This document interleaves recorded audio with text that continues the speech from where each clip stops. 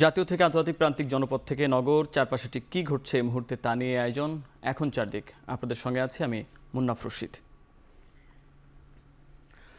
ক্ষমতায় টিকে থাকতে স্বৈরাচারী শেখ হাসিনা সরকার সব প্রতিষ্ঠান ধ্বংস করে দিয়েছে, তাই এগুলো সংস্কার করার পরই নির্বাচন, এমনটাই বিদেশি বন্ধু দেশগুলোকে জানালেন অন্তর্বর্তী সরকারের প্রধান উপদেষ্টা ডক্টর মোহাম্মদ ইউনূস। একই সঙ্গে বাংলাদেশ পুনর্গঠনে বন্ধু রাষ্ট্রগুলোর পূর্ণ সমর্থন চেয়েছেন তিনি। সামষ্টিক অর্থনীতি, পোশাক খাতের রপ্তানি নির্বিঘ্ন রাখা সহ রোহিঙ্গা প্রত্যাবাসনে তার সরকারের অবস্থানও তুলে ধরেন ডক্টর ইউনূস। দায়িত্ব নেওয়ার পর প্রথমবার বিদেশি কূটনীতিকদের সার্বিক অবস্থা জানালেন অন্তর্বর্তী সরকার প্রধান। হোটেল ইন্টারকন্টিনেন্টালে ব্রিফিংয়ের শুরুতে ডক্টর ইউনূস তুলে ধরেন গণ অভ্যুত্থানে ছাত্র জনতার ত্যাগ স্বীকারের কথা।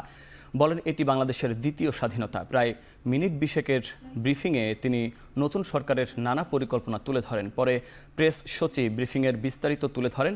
কূটনীতিকদের তিনি জানান রাষ্ট্র সংস্কারের পরই নির্বাচনের লক্ষ্য তাদের।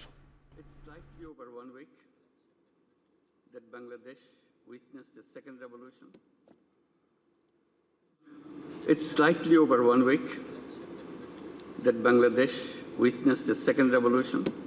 Hundreds of thousands of our valiant students and people rose up against the brutal dictatorship of Sheikh Hasina. She fled the country, but only after the security forces and her party's student wing committed the country's worst civilian massacre since country's independence. দেশের বাজারে ডলারের দামের তারতম্য কেন তা খতিয়ে দেখতে সব পক্ষের সঙ্গে আলোচনা চলছে বলে জানিয়েছেন অর্থ ও বাণিজ্য মন্ত্রণালয়ের উপদেষ্টা ডক্টর সালেহুদ্দিন আহমেদ। রোববার সকালে সচিবালয়ে কথা বলেন তিনি। এ সময় এডিবি ও বিশ্বব্যাংকের চলমান বিভিন্ন প্রকল্পে সহায়তা অব্যাহত রাখার কথাও বলেন তিনি। এক্সচেঞ্জ রেট এবং অনেকে শুধু এক্সচেঞ্জ রেটটা না, বাজারের ব্যাপারে বাজারের মনিটরের ব্যবস্থা, সেটা কমার্স মিনিস্টার আমি বলবো। এটা আমি জানি আমদানির উপর নির্ভরশীল। আপনারা অনেক সময় বলেন ইম্পোর্টেড ইনফ্লেশন, এইগুলো আমরা সজাগ আছি। যতটুকু সম্ভব আমদানিতে অত্যাবশ্যক আমদানি করতে হবে এবং বাজারের উপরে বা ভোক্তাদের উপরে সাধারণ মানুষের উপরে বাড়তি চাপ না পড়ে। এখন যে চাপটা আছে সেটাও যাতে কমিয়ে আনা যায় আমরা চেষ্টা করি। এদিকে নিত্যপণ্যের বাজার নিয়ন্ত্রণে সব ধরনের সিন্ডিকেট ও একচেটিয়া আড়তদারি এবং চাঁদাবাজির বিরুদ্ধে অবস্থান নিতে কর্মকর্তাদের নির্দেশ দিয়েছেন অর্থ ও বাণিজ্য বিষয়ক উপদেষ্টা ডক্টর সালেহুদ্দিন আহমেদ। রোববার বিকেলে সচিবালয়ে বাণিজ্য মন্ত্রণালয়ের কর্মকর্তাদের সঙ্গে বৈঠক শেষে সাংবাদিকদের কথা জানান তিনি। এছাড়াও বাজারগুলোতে ছাত্র ও ভোক্তা অধিকারের অভিযান চলবে বলেও জানান উপদেষ্টা।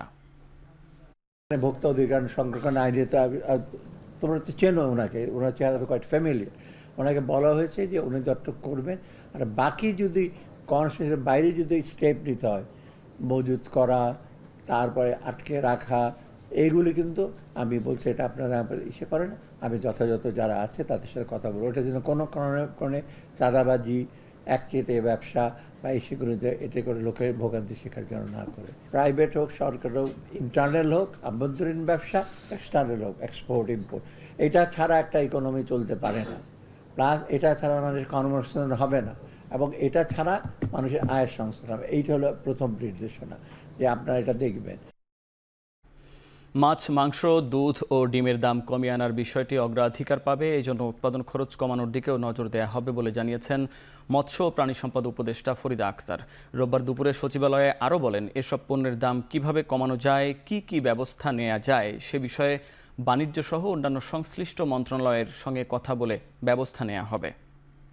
আমরা নিরাপদ মাছ দিতে পারি কিনা, নিরাপদ ডিম দিতে পারি কিনা, নিরাপদ মাংস দিতে পারি কিনা, এটা আমাদের দেখার একটা অন্যতম প্রধান বিষয়। কি করে দাম কমানো যায় এবং উৎপাদন বাড়ানো তো একটা দিক, কিন্তু দাম কমানো যায় কি করে এবং সেটার জন্য কি ব্যবস্থা নেওয়া যায়। এমনভাবে কমাতে চায় না যে উৎপাদক তার 150 টাকা খরচ হচ্ছে আর আমরা 125 টাকায় বিক্রির কথা বলে দিলাম।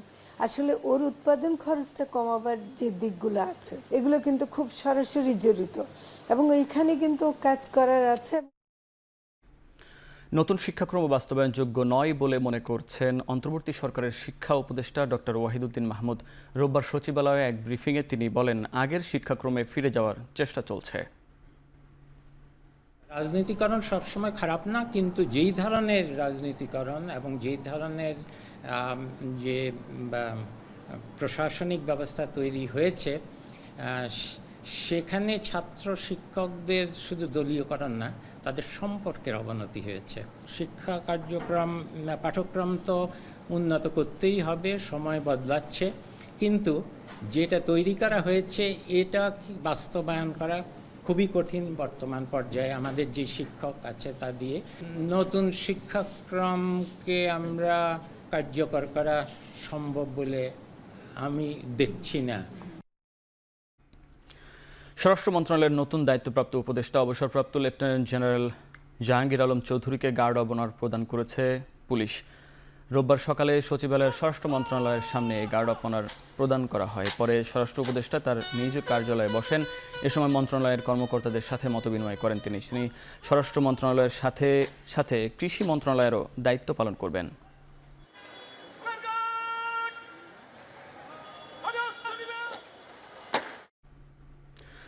ছাত্র জনতার গণ অভ্যুত্থানের সময় হত্যার প্রকৃত চিত্র প্রকাশ করে তদন্তে সহায়তা করার জন্য গণমাধ্যমের প্রতি আহ্বান জানিয়েছেন তথ্য ও সম্প্রচার বিষয়ক উপদেষ্টা নাহিদ ইসলাম।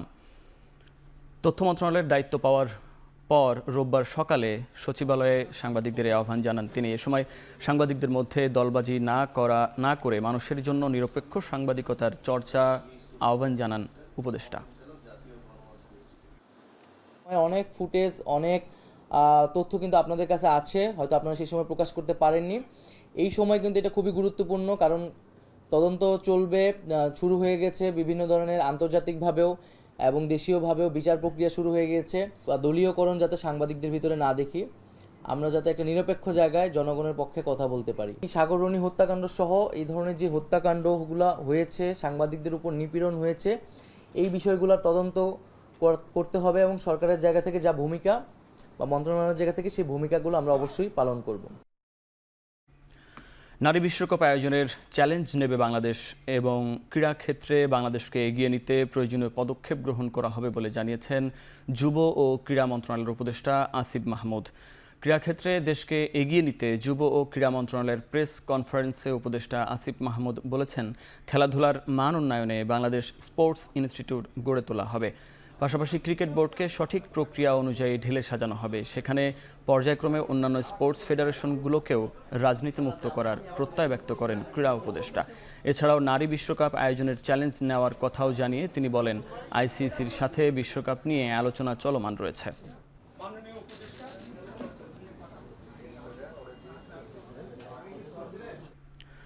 চাহিদা ও যোগানের সমন্বয় করে দ্রুতই মূল্যস্ফীতি কমিয়ে আনা হবে বলে জানিয়েছেন প্রধান উপদেষ্টার কার্যালয়।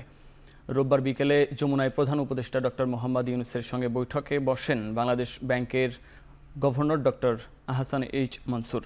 পরে বৈঠকের যেসব বিষয়ে সিদ্ধান্ত হয়েছে সে বিষয়গুলো জানানো হয়। বৈঠকে ব্যাংকিং খাতে সংস্কারের জন্য ব্যাংকিং কমিটি গঠন করার সিদ্ধান্তের ব্যাপারে আলোচনা হয়েছে। জানানো হয়েছে, বৈদেশিক মুদ্রা বাজারে তারল্য বাড়ানোর উদ্যোগ নেওয়া হবে। এছাড়া আর্থিক খাতের সংস্কারে আগামী 100 কার্যদিবসের মধ্যে একটি রূপকল্প তুলে ধরা হবে বলে জানানো হয়েছে।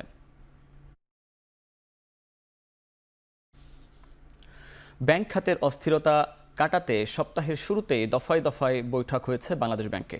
নতুন গভর্নর ডক্টর আহসান এইচ মনসুরের সাথে বৈঠক করেছেন অর্থ বিভাগের সচিব ডক্টর মোহাম্মদ খায়রুজ্জামান মজুমদার। বৈঠকে গুরুত্ব পায় অর্থনীতি স্থিতিশীলতা সম্পর্কিত বিষয়। দ্বিতীয় দিনের মতো বৈঠক করেছেন ডেপুটি গভর্নর পদে নিয়োগ দিতে দায়িত্বপ্রাপ্ত সার্চ কমিটিও। সূত্রে জানা গেছে, এই জন্য ডেপুটি গভর্নর নিয়োগ দিতে বেশ কয়েকজন সাবেক নির্বাহী পরিচালকের ও তথ্য সংগ্রহ করেছে সার্চ কমিটি। আগামী 10 থেকে 15 দিনের মধ্যে নাম প্রস্তাব করা হবে বলেও জানা যায়। এদিকে ইসলামী ব্যাংকের পরিচালনা পর্ষদ ভেঙে দিতে 82% সাধারণ বিনিয়োগকারী ও সোশ্যাল ইসলামী ব্যাংকের পরিচালনা পর্ষদ ভেঙে দিতে গভর্নরের কাছে ব্যাংকটির 3 সাবেক চেয়ারম্যান আবেদন করেছেন। এছাড়া পল্লী সঞ্চয় ব্যাংকে নিয়মের মাধ্যমে পদায়ন ও দুর্নীতির মাধ্যমে নিয়োগ ও রাজনীতিকরণের অভিযোগ এনে ব্যবস্থাপনা পরিচালকের পদত্যাগের দাবি জানিয়ে স্মারকলিপি দিয়েছে কর্মীরা। আভ্যন্তরীণ নিয়োগ প্রক্রিয়ায় উত্তরপত্র ট্যাম্পারিংয়ের মাধ্যমে নিয়োগ বাণিজ্য, সাধারণ কর্মচারীগণকে জিম্মি করে স্বৈরাচারী আচরণ, দুর্বৃত্তায়ন, নির্যাতন, হুমকি, হেনস্থা, অসদাচরণ, হয়রানিমূলক কারণ দর্শানো ও ব্যাখ্যাতলব, সাময়িক বরখাস্ত, হয়রানিমূলক বদলি, প্রশাসনিক শাস্তিমূলক ব্যবস্থা বিধি মোতাবেক প্রাপ্যতা না দেওয়া। পল্লী সঞ্চয় ব্যাংকের বর্তমানে যিনি ব্যবস্থাপনা পরিচালক আছে শেখ মোহাম্মদ জামিনুর রহমান, ওনার পদত্যাগ ছাড়া আমাদের দ্বিতীয় কোনো অপশন নাই। রাজস্ব বোর্ডের কোনো কর্মকর্তার বিরুদ্ধে দুর্নীতির অভিযোগ এলে যথাযথ ব্যবস্থা নেওয়া হবে বলে জানিয়েছেন সদ্য দায়িত্বপ্রাপ্ত এনবিআর চেয়ারম্যান আব্দুর রহমান খান। একই সঙ্গে দেশের পরিস্থিতি স্বাভাবিক হলে মুদ্রা পাচারকারীদের বিরুদ্ধেও এনবিআর যথাযথ ব্যবস্থা নেবে বলে জানান তিনি। কাজ এবং টোটালি আনঅ্যাকসেপ্টেবল এই যে সাদা টাকা কালো করা, কালো টাকা সাদা করা, এটার মধ্যে দুটো জিনিস স্বীকার করে নেওয়া। একটা হলো আমি দুর্নীতি হচ্ছে এটাকে অ্যাকসেপ্ট করে নিচ্ছি, এবং সেকেন্ড হচ্ছে যারা সৎ করদাতা তাদেরকে ডিমোরালাইজ করছি। যেগুলো মানে অন্যায় অবিচার অথবা যেগুলো দুর্নীতি যেগুলো ধরা পড়বে বা আমার কাছে ইঙ্গিতও আসবে, আপনারাই ডেফিনেটলি ইঙ্গিত দেবেন, আপনারা নিশ্চিত থাকেন প্রত্যেকটাই অত্যন্ত শক্ত হাতে এগুলো মানে আমরা দেখব এবং খুবই কঠোর সিদ্ধান্ত নেব। ভারত ও বেসরকারি হাসপাতালগুলোকে সুবিধা দিতে দেশের চিকিৎসা এবং শিক্ষা ব্যবস্থাকে পরিকল্পিতভাবে আওয়ামী লীগ সরকার ধ্বংস করেছে, এমন মন্তব্য করেছেন বৈষম্য বিরোধী ছাত্র আন্দোলনের সমন্বয়করা। রোববার সন্ধ্যায় রাজধানীর আগারগাঁওয়ের জাতীয় চক্ষু বিজ্ঞান ইনস্টিটিউট ও হাসপাতালে ছাত্র জনতার গণ অভ্যুত্থানে আহতদের সাথে সাক্ষাৎ শেষে সাংবাদিকদের সমন্বয়ক হাসনাত আবদুল্লাহ বলেন, 90 দিনের মধ্যে একটি রোডম্যাপ দেবে স্বাস্থ্য মন্ত্রণালয়, যেখানে সব শ্রেণী পেশার মানুষ চিকিৎসার সুবিধা পাবেন। এইচএসসি পরীক্ষার যে তারিখ ঘোষণা করা হয়েছে তার জন্য আহত শিক্ষার্থীরা প্রস্তুত নয় উল্লেখ করে পরীক্ষার তারিখ পুনর্নির্ধারণের আহ্বানও জানান তিনি। এ সময় আরেক সমন্বয়ক সার্জিস আলম বলেন, জন্মাষ্টমীর উৎসব যথাযথভাবে পালন করতে মাঠে থাকবে বৈষম্য বিরোধী ছাত্র আন্দোলন। স্বাস্থ্য খাত কোনো গণমুখী খাত নয়, বরং ইন্ডিয়াকে ফেসিলিটেট করার জন্য এবং প্রাইভেট মেডিকেলকে ফেসিলিটেট করার জন্য স্বাস্থ্য খাতকে ইচ্ছাকৃতভাবে ধ্বংস করে দেওয়া হয়েছে। শিক্ষা খাতকে ইন্টেনশনালি ধ্বংস করে দেওয়া হয়েছে। স্বাস্থ্য খাত, শিক্ষা খাত এবং পরিবহন যে খাতটি রয়েছে, এই খাতটিকে যতদিন না পর্যন্ত গণমুখী করা হচ্ছে ততদিন পর্যন্ত আমি মনে করছি প্রাথমিকভাবে রাষ্ট্র সংস্কারের কাজটি শেষ হয়নি। 26 তারিখ রয়েছে, সেখানে আমাদের শুভ জন্মাষ্টমী রয়েছে। তারা তাদের জায়গা থেকে বলেছে তারা বরাবরের মতোই সুন্দরভাবে শুভ জন্মাষ্টমী পালন করতে চায় এবং তাদের যে র্যালিটি হয় সেটি যেন সুষ্ঠুভাবে হয়, সেটি তারা এই সহযোগিতাটুকু চায়। আমরা যারা রয়েছি, আমরা ইসলাম ধর্মাবলম্বীর সংখ্যা সবচেয়ে বেশি, আমাদের উচিত হবে সেদিন আমরা তাদেরকে প্রোটেক্ট করব।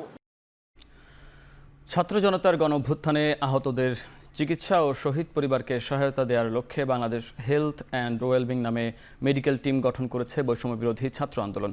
রোববার রাতে ঢাকা বিশ্ববিদ্যালয়ের সাংবাদিক সমিতির কার্যালয়ে আয়োজিত ব্রিফিংয়ে এই কথা জানান সমন্বয়করা। সোমবার বিকেলে টিমের সদস্যদের নাম ঘোষণা করা হবে।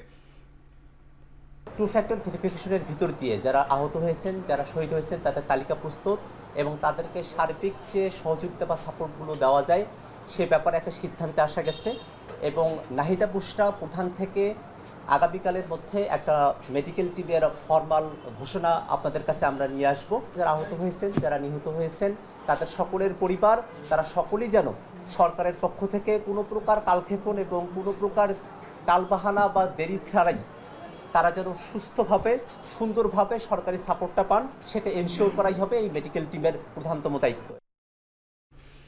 কেন্দ্রীয় শহীদ মিনারে বৈষম্য বিরোধী ছাত্র আন্দোলনে নিহত শিক্ষার্থী রিয়াজ ও ইমনের জানাজা সম্পন্ন হয়েছে। এতে অংশ নেন অন্তর্বর্তী সরকারের উপদেষ্টা আসিফ মাহমুদ সহ অন্যান্য সমন্বয়করা। বৈষম্য বিরোধী আন্দোলনে 4 আগস্ট ঢাকার জিগাতলায় গুলিবিদ্ধ হন রিয়াজ হোসেন। একই দিন টাঙ্গাইলে আন্দোলনকালে পুলিশের সঙ্গে সংঘর্ষে গুলিবিদ্ধ হন কলেজ ছাত্র ইমন।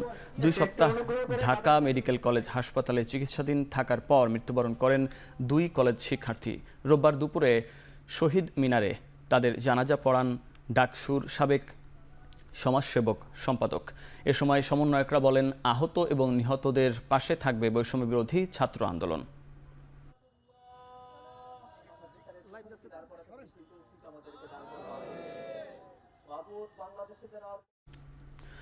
জয়পুরহাটে ছাত্র আন্দোলনে শিক্ষার্থী নজিবুল সরকার বিশাল নিহতের ঘটনায় সাবেক প্রধানমন্ত্রী শেখ হাসিনার বিরুদ্ধে হত্যা মামলা হয়েছে। এছাড়াও রংপুরে গুলিবিদ্ধ হয়ে এক শিক্ষার্থী নিহতের ঘটনায় এবং ঢাকার কবি নজরুল সরকারি কলেজের অর্থনীতি বিভাগের শিক্ষার্থী ইকরাম হোসেন কাউসার ও ওমর ফারুক হত্যার ঘটনায় শেখ হাসিনার বিরুদ্ধে আরও 2টি হত্যা মামলা হয়েছে। এ নিয়ে এখন পর্যন্ত গণ আন্দোলনে ক্ষমতাচ্যুত শেখ হাসিনার বিরুদ্ধে দায়ের হওয়া মামলা সংখ্যা 11টি। এর আগে শনিবারও নারায়ণগঞ্জ ও চট্টগ্রামে শেখ হাসিনার বিরুদ্ধে 2টি হত্যা মামলা হয়। এর আগে 4 দিনে ঢাকায় তার বিরুদ্ধে 5টি মামলা হয়, যার মধ্যে 4টি হত্যা মামলা, অন্যটি দায়ের হয়েছে অপহরণ ও নির্যাতনের অভিযোগে। এর বাইরে বগুড়ায় বৈষম্যবিরোধী ছাত্র আন্দোলনে শিক্ষক সেলিম হোসেন নিহতের ঘটনায় শুক্রবার হত্যা মামলা করা হয়েছে সদর থানায়। এছাড়া কোটা সংস্কার আন্দোলন চলাকালে 15 জুলাই থেকে 5 আগস্ট পর্যন্ত হত্যা, গণহত্যা, মানবতা বিরোধী অপরাধের অভিযোগে সাবেক প্রধানমন্ত্রী শেখ হাসিনা সহ 10 জনের বিরুদ্ধে তদন্ত শুরু করেছে আন্তর্জাতিক অপরাধ ট্রাইব্যুনালের তদন্ত সংস্থা।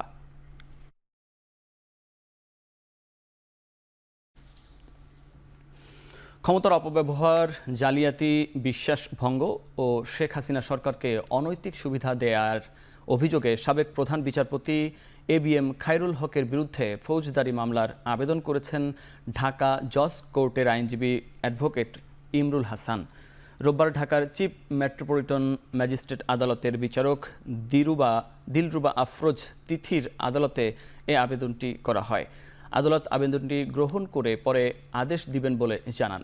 মামলার বাদী আইনজীবী ইমরুল হাসান বলেন, সাবেক প্রধান বিচারপতি খায়রুল হক তত্ত্বাবধায়ক সরকার বহালের প্রকৃত রায় পরিবর্তন করে জালিয়াতির আশ্রয় গ্রহণ করে। এর মাধ্যমে পূর্ণাঙ্গ রায় পাল্টে দিয়ে জাতির সঙ্গে প্রতারণা করা হয়েছে।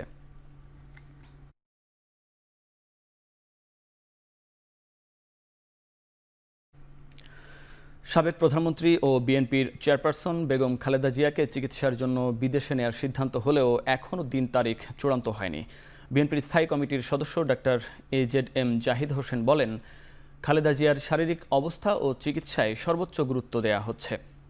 দুপুরে রাজধানীর আগারগাঁওয়ে জাতীয় চক্ষু বিজ্ঞান ইনস্টিটিউট ও হাসপাতালে সাম্প্রতিক আন্দোলনে আহতের খোঁজ খবর নেওয়া শেষে সাংবাদিকদের সঙ্গে আলাপকালে তিনি কথা বলেন। ডাক্তার AZM জাহিদ বলেন, আন্দোলনে আহত হওয়াদের অন্তর্বর্তী সরকার চিকিৎসার ঘোষণা দিয়েছে, সেই সাথে বিএনপিও দল হিসেবে সাধ্য অনুযায়ী সকলকে সহযোগিতা করবে।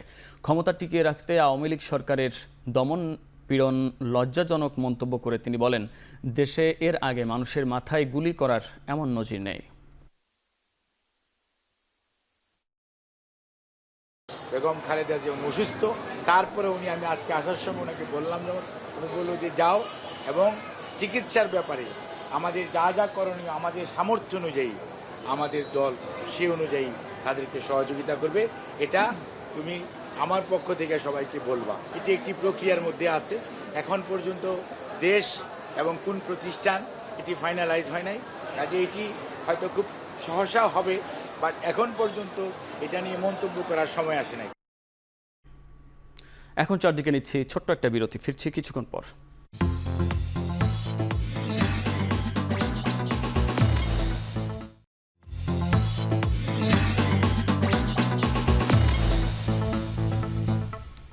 বিরতির পর ফিরে এলাম, আপনারা দেখছেন এখন চারদিক।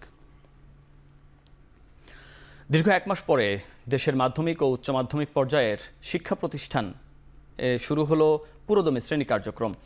প্রথম দিন বৃষ্টি উপেক্ষা করে ক্লাসে আসে শিক্ষার্থীরা। এর আগে শিক্ষার্থীদের কোটা সংস্কার আন্দোলনকে কেন্দ্র করে পরিস্থিতি বিবেচনায় গত 17 জুলাই থেকে সব শিক্ষা প্রতিষ্ঠান বন্ধ ঘোষণা করা হয়। এরপর সেই আন্দোলন ডানা বাঁধে সরকার পতনের আন্দোলনে। এতে ছুটি আরও দীর্ঘ হয়। 5 আগস্ট আওয়ামী লীগের পতনের পর 6 আগস্ট থেকে সব শিক্ষা প্রতিষ্ঠান খোলার ঘোষণা দেয় আন্তঃবাহিনী জনসংযোগ পরিদপ্তর।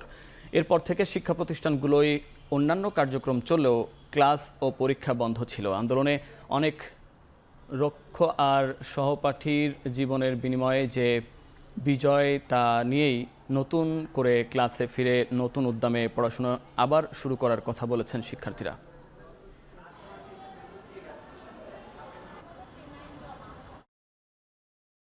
আগের দিন রাত্রে বেসিক্যালি সবাই প্রশ্ন পেয়ে পরীক্ষা দিয়েছে, সেটা সবার কোনো জ্ঞানের কোনো কিছু হয় নাই।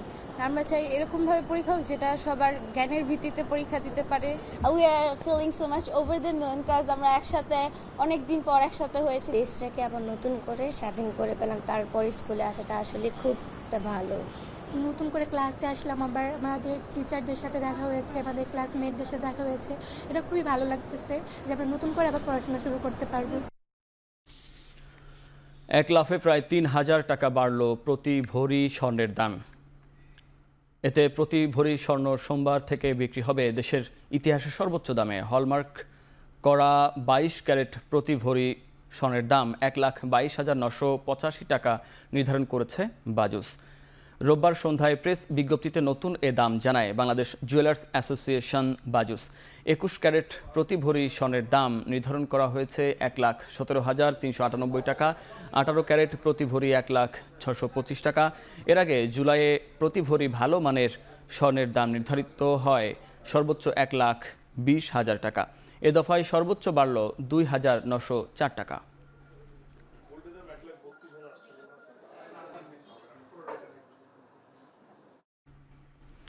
সর্বোচ্চ ৭ দিনের মধ্যে মেট্রো রেল চালু হবে বলে জানালেন অন্তর্বর্তী সরকারের সড়ক ও সেতু মন্ত্রণালয়ের উপদেষ্টা ফয়জুল কবির খান। রোববার সকালে সচিবালয়ে কথা জানান তিনি।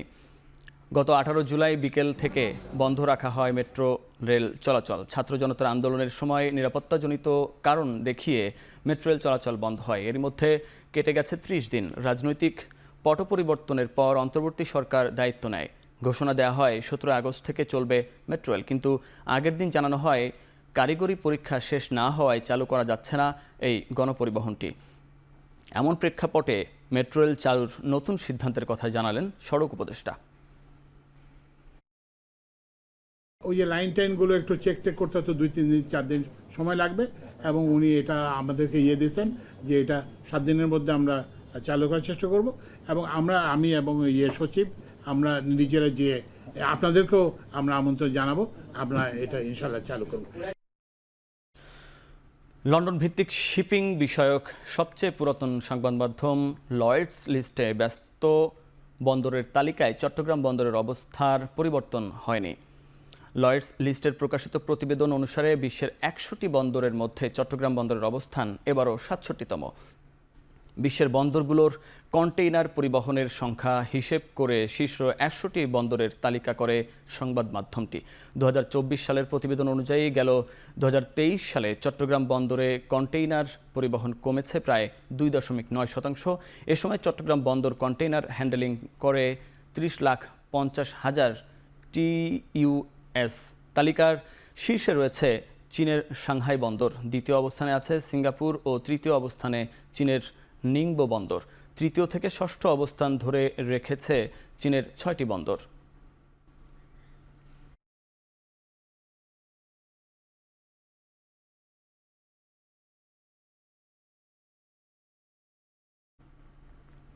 মৌলিক ও ভূমির অধিকার নিশ্চিত করার দাবি জানিয়েছে আদিবাসী পরিষদ। রোববার সকালে রাজধানীর শ্রীরাপ মিলনায়তনে আন্তর্জাতিক আদিবাসী দিবস উপলক্ষে আয়োজিত সেমিনারে বক্তারা এমন দাবি করেন। হাসিনা সরকার পতনের পর সারা দেশে যে হামলা হয়েছে তাতে তাদের ক্ষয়ক্ষতির কথাও তুলে ধরা হয় সভায়। উপস্থিত বক্তারা পাহাড়ে সেনা প্রত্যাহার করে দ্রুত পার্বত্য শান্তি চুক্তি বাস্তবায়ন করার আহ্বান জানান। এ সময় সমতলের জন্য আলাদা ভূমি কমিশন গঠনের দাবি জানান তারা।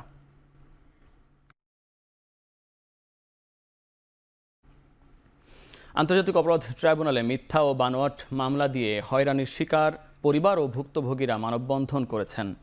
রোববার আন্তর্জাতিক অপরাধ ট্রাইব্যুনালের সামনে ভুক্তভোগী ব্যক্তি ও পরিবারের সদস্যরা মানববন্ধনে অংশ নেন। মানববন্ধনে আসা অনেকেই অভিযোগ করেছেন ১৯৭১ সালে মুক্তিযুদ্ধের সময় তার বয়স ১০ বছরের কম থাকার পরও মামলা দিয়ে অনেক বছর জেল খাটানো হয়েছে। তারা এসব অন্যায়ের বিচার চান। নতুন করে ট্রাইব্যুনাল গঠন করে দোষীদের বিচারের আওতায় আনার দাবি করেছেন। নতুন সরকারের কাছে প্রত্যাশা করেন তারা ন্যায় বিচার পাবেন। ৩০টি মামলা এখন আন্তর্জাতিক অপরাধ ট্রাইব্যুনালে চলমান, সেখানে ২১৩ জন আসামি এখানে এখন বিচারাধীন আছে। মুক্তিযুদ্ধের আমদানি কয়েকজন লোকে ৭১ সালে আমি ৩য় শ্রেণীতে পড়ি, আমাকে যুদ্ধ অপরাধ দিবলে সাক্ষী দিয়া মামলা করিয়া ২০১৫ সালের ২১শে মে গ্রেপ্তার করিয়া ৬ বছর কারাবন্দি থাকার পর আমি এখন এই প্যারালাইসিস রোগে ভোগার পর আমার মুক্তি দিছে। মিথ্যা মামলায় আমার জড়াই দিছে, কারণ আমি এই মামলা থেকে আপনার কাছে নিঃশর্ত সরকারের কাছে মুক্তি চাই। আমাদের অধিসত্ত্ব আমাদের যারা হাজতে আছে, জেল আছে, এদেরকে জামিনের মুক্তি এবং অধিসত্ত্ব নিরপেক্ষ বিচারক দিয়া ট্রাইব্যুনাল চালু করুক। এখন চারদিকে নিচ্ছে আরও একটা বিরতি, ফিরছি কিছুক্ষণ পর।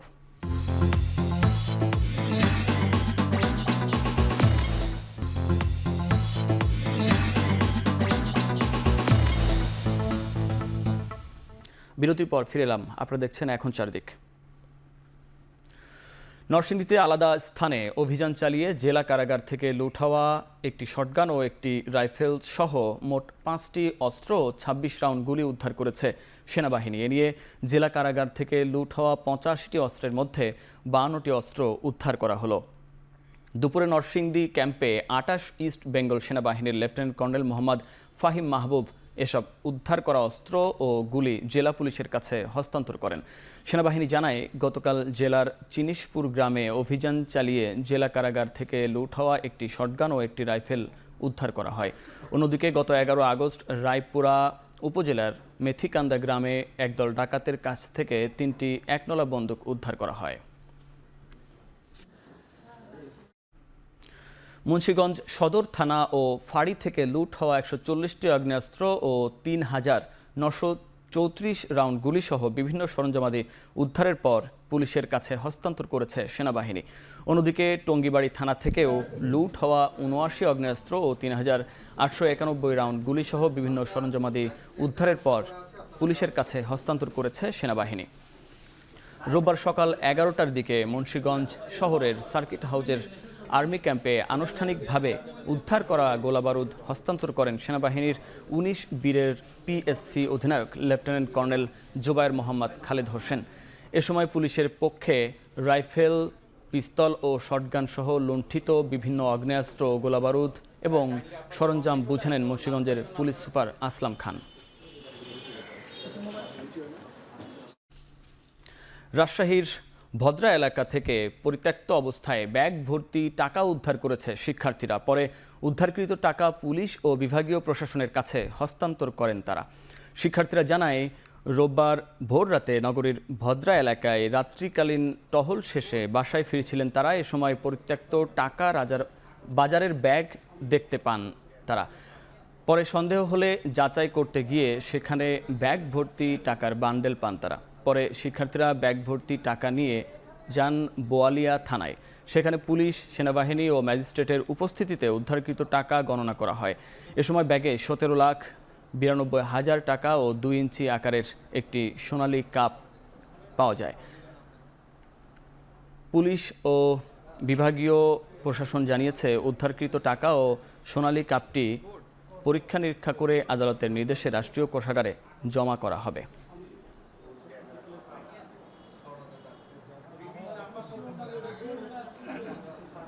স্বেচ্ছায় ডিউটি করেন ভদ্রা মোড় এলাকায়। এই ডিউটি শেষে তারা বাড়ি যাওয়ার পথে MAU ছাত্রাবাসের গলিতে একটা ব্যাগ দেখতে পায়। সেই ব্যাগ তাদের কৌতূহল হলে তার ভিতরে 18টি বান্ডিল তারা টাকা দেখতে পায়। সেই টাকা তারা থানায় নিয়ে আসে। সিদ্ধান্ত হয়েছে যে এই টাকাটা ওনারা কোর্টের আদেশ নিয়ে এটা সরকারি কোষাগারে জমা দিয়ে দিবেন। এখনও সততা যে মানুষের মধ্যে আছে, এই যে ছেলেরা আছে তারা যে কাজ করলো, এটি আসলে অভূতপূর্ব। খাদ্য অধিদপ্তরের নন ক্যাডার কর্মকর্তা ও কর্মচারীদের পদমর্যাদা, বেতন স্কেল, পদোন্নতির বৈষম্য সহ সকল দুর্নীতি বন্ধের দাবিতে মানববন্ধন ও প্রতিবাদ সভা করেছে। রোববার দুপুরে খাদ্য অধিদপ্তরের সামনে মানববন্ধন ও প্রতিবাদ সভা অনুষ্ঠিত হয়। সে সময় শতাধিক কর্মকর্তা ও কর্মচারী উপস্থিত ছিলেন।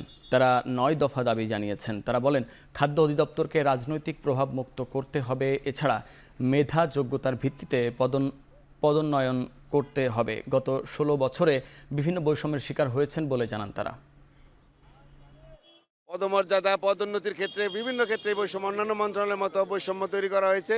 আমরা সেই বৈষম্য নিরসনের জন্য আজকে গণতান্ত্রিক পরিবেশে আমরা এখানে দাঁড়ানোর সুযোগ পেয়েছি। আগে তো কথা বলারই সুযোগ ছিল না আমাদের। আমাদের শূন্য পদগুলোতে প্রায় 150 পদ উপজেলা খাদ্য বিভাগে শূন্য আছে। এইটা আমরা পদোন্নতি চাই, আমাদের পদায়ন চাই। একটা কালো আইন তৈরি করা হয়েছে খাদ্য অধিদপ্তরে, যে খাদ্য নীতিমালা তৈরি করা হয়েছে। এই নীতিমালার পরিত্রাণ চাই, নীতিমালার বহিষ্কার চাই। আমরা অনেক সময় মহিলারা আছি, আমাদেরকে নিজ জেলায় পোস্টিং দেয় না।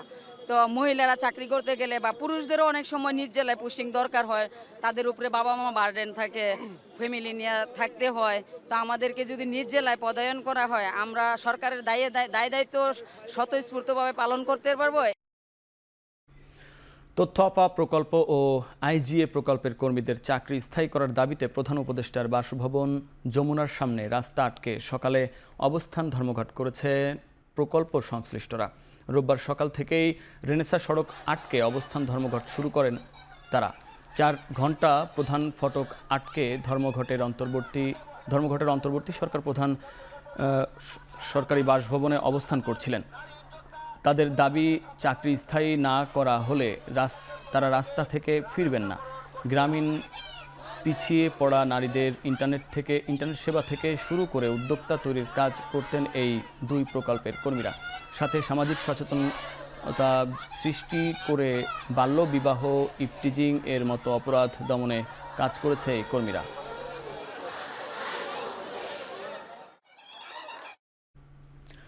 বৈষম্যমূলক ক্যাডেট সাব ইন্সপেক্টর নিয়োগের বিরুদ্ধে অবস্থান কর্মসূচি করেছে 41তম সাব ইন্সপেক্টর ভাইবা প্রত্যাশী শিক্ষার্থীরা। রোববার সকাল 9টা থেকে স্বরাষ্ট্র মন্ত্রণালয়ের সামনে জড়ো হয় প্রায় শতাধিক আন্দোলনকারীরা। সে সময় তারা 5 দফা দাবি জানান। তারা বলেন 70% ক্যাডেট সাব ইন্সপেক্টর সরাসরি নিয়োগ করতে হবে। ট্রেনিং চলাকালীন সার্জেন্টের ন্যায় বেতন ভাতা প্রদান করতে হবে। এসআই নিয়োগের বয়সসীমা 30 করতে হবে।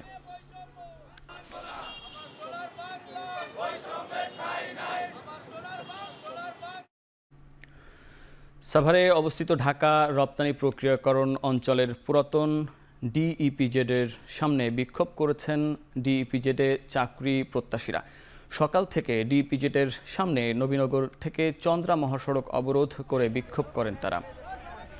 রোববার বেলা 12টার দিকে ডিইপিজেডের সামনে শতাধিক লোক জড়ো হয়ে বিক্ষোভ করেন। এতে ওই স্থান থেকে সড়কের উভয় পাশে অন্তত 3 কিলোমিটার এলাকায় তৈরি হয় যানজট। এ সময় ডিপিজেডের মূল ফটকের ভেতরে অবস্থান নেন সেনাবাহিনী ও আশুলিয়া শিল্প পুলিশ 1-এর সদস্যরা। দুপুর 3টার দিকে সেনাবাহিনীর একটি দল মহাসড়কে বিক্ষোভকারীদের বুঝিয়ে ডিপিজেডের সামনে নিয়ে আসেন। চাকরি প্রত্যাশীরা জানায়, অরাজকতা করতে নয়, বরং ন্যায্য দাবি আদায়ে তারা বিক্ষোভে নেমেছেন।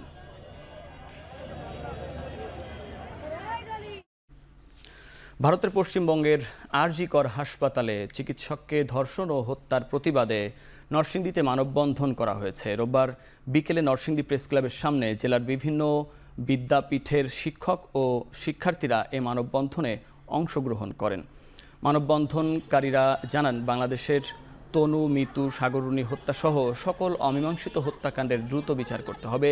সেই সাথে বাংলাদেশের কোনো নারী যাতে অনিরাপদ না থাকেন সে ব্যাপারে নতুন সরকারকে কার্যকর পদক্ষেপ গ্রহণের আহ্বান জানান তারা। কলকাতার আরজি কর হাসপাতালের ডাক্তার মৌমিতা হত্যায় জড়িতদের দ্রুত গ্রেপ্তার ও দৃষ্টান্তমূলক শাস্তি নিশ্চিতের দাবি জানান তারা। নরসিংদী সরকারি কলেজের বাংলা বিভাগের সহকারী অধ্যাপক নাদিরা ইয়াসমিন এই মানববন্ধনে নেতৃত্ব দেন।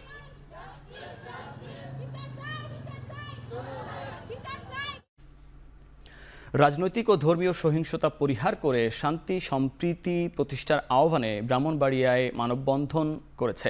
রোববার সকাল 11টায় ব্রাহ্মণবাড়িয়া প্রেস ক্লাব চত্বরে মাল্টিপার্টি অ্যাডভোকেসি ফোরামের উদ্যোগে এ কর্মসূচি পালিত হয়। এতে সংগঠনের নেতাকর্মী ছাড়াও বিভিন্ন শ্রেণী পেশার মানুষ অংশ নেন। মানববন্ধনে বক্তারা বলেন, ছাত্র জনতার অভ্যুত্থানের পর দেশের বিভিন্ন স্থানে সহিংসতার ঘটনা ঘটেছে, যা কোনোভাবেই কাম্য নয়। বাংলাদেশে চমৎকার সাম্প্রদায়িক সম্প্রীতি বজায় রয়েছে, তাই এটিকে কোনোভাবেই নষ্ট করা যাবে না। তাই দল, মত ও ধর্ম, বর্ণ নির্বিশেষে এ ধরনের সহিংসতা পরিহার করে শান্তি সম্প্রীতির প্রতিষ্ঠা করার জন্য সকলের প্রতি আহ্বান জানান বক্তারা।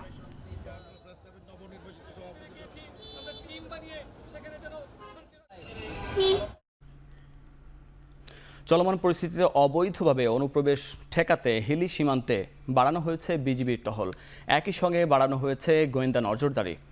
রোববার দুপুরে বিষয়টি নিশ্চিত করেন জয়পুরহাট 20 বিজিবি ব্যাটালিয়নের অধিনায়ক লেফটেন্যান্ট কর্নেল নাহিদ নেওয়াজ।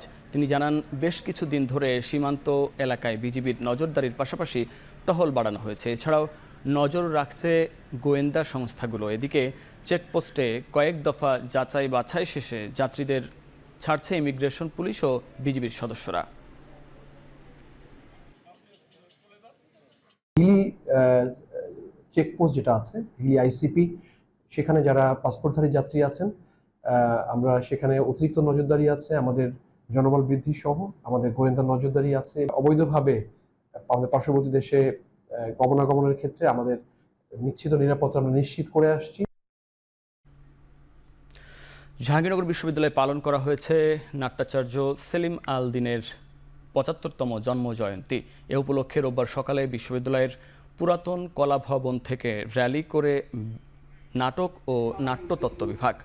গণহত্যা মানেই ইতিহাসকে সাক্ষী রেখে ভবিষ্যৎকে ধ্বংস করা স্লোগান ধারণ করে র্যালিতে শিক্ষক শিক্ষার্থীদের পাশাপাশি সংস্কৃতি অঙ্গন ও নাট্যানুরাগীরা অংশ নেন। পরে সেলিম আল দ্বীনের সমাধিতে শ্রদ্ধা জানান তারা। এছাড়াও দিনটি ঘিরে বিশ্ববিদ্যালয়ে ছিল নানা আয়োজন। ১৯৪৯ সালের ১৮ আগস্ট ফেনীর সোনাগাজী উপজেলার সেনেরখিল গ্রামে জন্মগ্রহণ করেন গুণী এই নাট্য ব্যক্তিত্ব। ১৯৭৪ সালে জাহাঙ্গীরনগর বিশ্ববিদ্যালয়ের বাংলা বিভাগের প্রভাষক হিসেবে যোগ দেন তিনি। তার হাত ধরেই এই বিশ্ববিদ্যালয়ে চালু করা হয় নাটক ও নাট্যতত্ত্ব বিভাগ।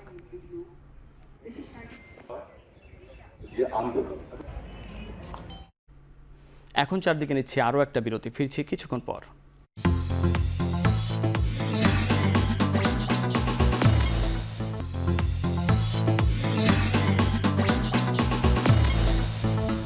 বিরতির পর ফিরে এলাম, আপনারা দেখছেন এখন চারদিক। নারী চিকিৎসককে ধর্ষণ ও হত্যার ঘটনায় উত্তাল ভারত। সাধারণ মানুষের লাগাতার আন্দোলনের চাপে মমতা বন্দ্যোপাধ্যায় প্রশাসন আন্দোলন দমাতে আর জি কর হাসপাতাল সংলগ্ন এলাকায় ১৬৩ ধারা জারি করেছে কলকাতা পুলিশ। এতে আগামী এক সপ্তাহ হাসপাতালের পার্শ্ববর্তী এলাকায় নিষিদ্ধ গণজমায়েত। এদিকে দাবির প্রেক্ষিতে নারী চিকিৎসকদের জন্য নতুন প্রকল্প নিতে যাচ্ছে পশ্চিমবঙ্গ সরকার। রাত্রির সাথী নামক প্রকল্পের আওতায় নারী চিকিৎসকদের জন্য কর্মঘণ্টা নির্ধারণ করা হয়েছে ১২ ঘণ্টা, কমিয়ে আনা হবে নাইট শিফট। হাসপাতালে নিশ্চিত করা হবে সিসিটিভি ক্যামেরা। পশ্চিমবঙ্গের আইন শৃঙ্খলার সব শেষ পরিস্থিতি জানাতে প্রতি ২ ঘণ্টা পর রাজ্যকে প্রতিবেদন পাঠানোর নির্দেশ দিয়েছে কেন্দ্র সরকার। রোববার হত্যা মামলায় অভিযুক্ত এক চিকিৎসকের মানসিক স্বাস্থ্য পরীক্ষা করবে সিবিআই। থাইল্যান্ডের রাজার কাছ থেকে প্রধানমন্ত্রী হিসেবে আনুষ্ঠানিক অনুমোদন পেলেন পেতংতার্ন সিনাওয়াত্রা। এর মাধ্যমে দেশটির সর্বকনিষ্ঠ প্রধানমন্ত্রী হওয়ার রেকর্ড গড়লেন ৩৭ বছর বয়সী এই রাজনীতিবিদ। রোববার থাইল্যান্ডের ঐতিহ্যবাহী রাজকীয় অনুমোদন অনুষ্ঠানে অংশ নেন পেতংতার্ন। প্রধানমন্ত্রী হিসেবে অনুমোদন দেয় থাই রাজা মাহা ভাজিরালংকর্নকে ধন্যবাদ জানিয়ে পেতংতার্ন জানেন, তার জীবনের সবচেয়ে সম্মানের দিন ছিল এটি। দেশের উন্নয়নে আগামী ৩ বছর সব দলের আইন প্রণেতাদের সঙ্গে কাজ করার অঙ্গীকার করেন তিনি। নৈতিকতা লঙ্ঘনের অভিযোগ প্রমাণিত হওয়ায় গেল সপ্তাহে সাবেক প্রধানমন্ত্রী শ্রেথা থাভিসিনকে অপসারণ করেন সাংবিধানিক আদালত। এরপর নতুন প্রধানমন্ত্রী হিসেবে পার্লামেন্টে ভোটাভুটিতে নির্বাচিত হন পেতংতার্ন সিনাওয়াত্রা।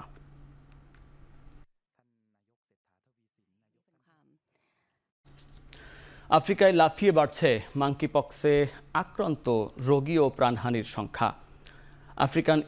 আফ্রিকান ইউনিয়নের ৫৫টি সদস্য রাষ্ট্রের মধ্যে ১২টিতেই এমপক্সের প্রাদুর্ভাব দেখা যাচ্ছে। এরই মধ্যে চলতি বছর মহাদেশটিতে ১৮,৭০০-র বেশি রোগী শনাক্ত হয়েছে। প্রাণ গেছে ৫ শতাধিক মানুষের। বিশেষ সতর্ক অবস্থানে পাকিস্তান। বিদেশ থেকে আসা যাত্রীদের পরীক্ষা নিরীক্ষায় দেশটির সব আন্তর্জাতিক বিমানবন্দর ও সীমান্তে ছিটানো হচ্ছে জীবাণুনাশক। শনাক্ত সব রোগী খাইবার পাখতুনখোয়ার বলে বাড়তি সতর্ক প্রদেশটিতে। চিকিৎসা নিশ্চিতে প্রস্তুত হাসপাতালগুলো। ইউরোপ এশিয়ায় মাঙ্কিপক্সের রোগী শনাক্তের আতঙ্ক বাড়ছে, তাই আফ্রিকানদের ভিন দেশে ভ্রমণ ও অন্যান্য দেশ থেকে আফ্রিকায় যাওয়ার ক্ষেত্রে সর্বোচ্চ সতর্ক থাকার পরামর্শ দিচ্ছেন গবেষকরা।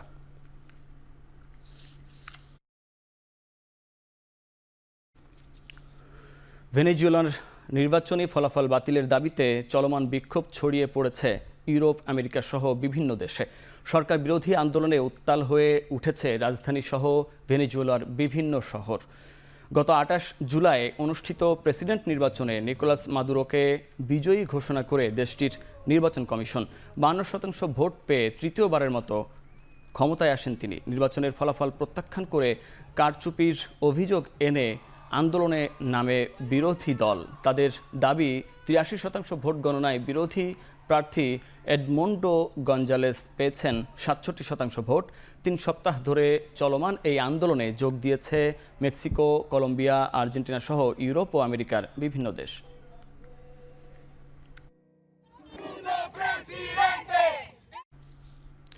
ব্রাজিলে অবিলম্বে সব ধরনের কার্যক্রম বন্ধের ঘোষণা দিয়েছে সামাজিক যোগাযোগ মাধ্যম এক্স। ভুয়া ও বিভ্রান্তিমূলক কিছু পোস্ট মাধ্যমটি থেকে সরিয়ে ফেলার নির্দেশ দেয় দেশটির সুপ্রিম কোর্ট। মার্কিন ধনকুবের এক্সের মালিক ইলন মাস্কের অভিযোগ, তার প্ল্যাটফর্ম থেকে কিছু পোস্ট সরিয়ে না নিলে কোম্পানির আইনি প্রতিনিধিকে গ্রেফতারের হুমকি দেওয়া হয়। জানিয়ে ব্রাজিল সরকারের সঙ্গে আইনি লড়াই চলে এই সামাজিক যোগাযোগ মাধ্যমটির। নিজেদের অধিকার ও দায়িত্ব নিয়ে প্রশ্ন তোলায় এই সিদ্ধান্ত নেয় এক্স কর্তৃপক্ষ। এদিকে বিচারক বলছেন, মতপ্রকাশের স্বাধীনতা মানে আগ্রাসনের স্বাধীনতা নয়। শেষ করছি এখন চারদিক।